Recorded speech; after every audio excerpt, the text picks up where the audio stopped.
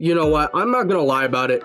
A part of me does wish I would have started YouTube a long time ago, because now that I'm 24, but at the same time, I'm glad that I didn't, because one, everything happens at an appointed time, and two, because of a circumstance that I'm in. Now, I wanted to do YouTube and everything since I was 12 years old. Yeah, the cliche, oh yeah, you know, it's always been my dream to do YouTube, blah, blah, blah, but to be honest, it really has been my dream since I was 12 years old to do YouTube and to the commentary slash cut comping. I remember watching Onslaught, X-Jaws, Excalizors, all those OG COD YouTubers back in the day, and I just binge watch them every single day and just absolutely love their content and just do this is like what I wanted to do. I've always wanted to do this. And even though I didn't have the best setup, and that was always a excuse of me saying, oh, that's why I'm not doing it, because I don't have the best setup, and I just upgraded my PC literally this year. I finally got a 3070 and a 3700X compared to my 4790K and a 980 Ti. Granted, to be fair, that really wasn't a great setup for YouTube. It would still be able to handle it, but it wouldn't really be that great. But obviously, that's no like full-on excuse of like, hey, this is really what I want to do. Okay, like, yeah, but I'm not gonna do it because, oh, I don't have the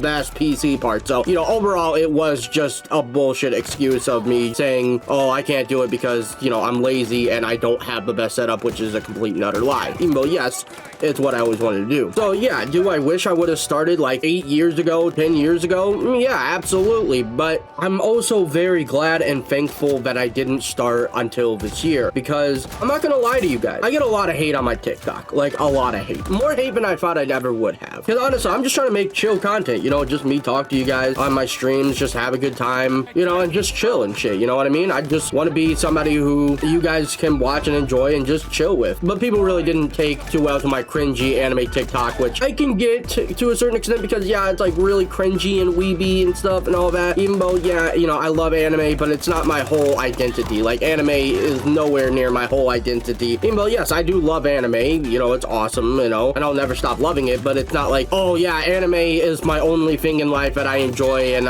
anime is just my whole personality, you know, not by any fucking means. Like I said, I got a lot of hate on my TikTok. Granted, now I got a lot of support, you know, people come into my Twitch streams and to my TikTok streams and even just comment like very nice things like, hey, I really enjoy your content, keep up the great work and stuff, don't let the hate get you. And obviously, you know, I appreciate that. You know, we got a little community going. I got some people who come into my streams nearly every day, and I'm super grateful for that. I will forever be grateful for that. But me a year ago probably wouldn't have been able to handle the hate. Now, I know that might be surprising to people who might have come from my TikTok and my streams who are watching this, be like, what are you talking about and stuff? It's like, you always say that you don't care about, you know, people hating on you, and that is true. Like, I've learned not to give a single shit what anybody thinks of me negatively. Like, I honestly always appreciate the kind comments. I always appreciate people believing me, my friends, my family, but also like hateful comments really don't get to me, because I've learned not to really give in to those people. Why should I value the opinion of someone who doesn't know me by any means? And me a year ago didn't have the same mindset. Like, me a year ago wouldn't want to do a face cam. I would be like, oh, you know, no, I don't want to do a face cam because I'm afraid of what people might say about me. Like, I honestly, a year ago, couldn't watch my videos, and now I rewatch them. I'm proud of myself making these type of videos. Obviously, they're not amazing. I'm not saying they're the best content ever, but just from where I started to where I'm at now, I'm very happy that I'm progressing, even though it might be slowly. And, you know, my videos don't really take like a whole lot of effort editing. I'm just glad at how they turn out, and I'm not embarrassed to watch my videos anymore. So I am a totally different person from a year ago, because like I said, me a year ago would not be able to handle the hate on TikTok. I would probably, you know, let that shit get to me and get me down and whatnot, and just be like, you know, upset over, you know, just some random people's comment. And really what like helped me learn not to give a single shit about all the hate, because it's like I said, why should I care about somebody's opinion, someone who literally does not know me at all, when they just see like what I post on my TikTok and that's it. And then they come to my Twitch streams and my TikTok stream and like, oh wow, you're actually a pretty chill dude. And it's like, yeah, because I'm not like this cringy ass weeb and stuff that you think I am. Granted, yeah, I do a lot of cringy shit on TikTok because it's funny to me and it's content. But what really helped me like learn not to give a single shit is I watched a lot of Steve Harvey, and I didn't know that Steve Harvey is a very, you know, religious guy in the sense of like he talks about God a lot. I watched a lot of motivational videos from Emiliano Scott, which one of my favorite content creators and streamers, PhoneStars.com, showed on his stream, and I watched it. I'm like, oh my god, you know, this really got me pumped up. This got me motivated. So I was really watching those for quite a while, you know, helped me get motivated to do the Twitch grind grind and YouTube grind and everything. And then the most recent thing is Gary Vee. Like, Steve Harvey got me to believe in God, to have faith in God, to pray to God. Ben Leano Scott's video got me motivated and pumped up to do it and not give up even when shit isn't going right. And I've learned from Gary Vee especially not to give a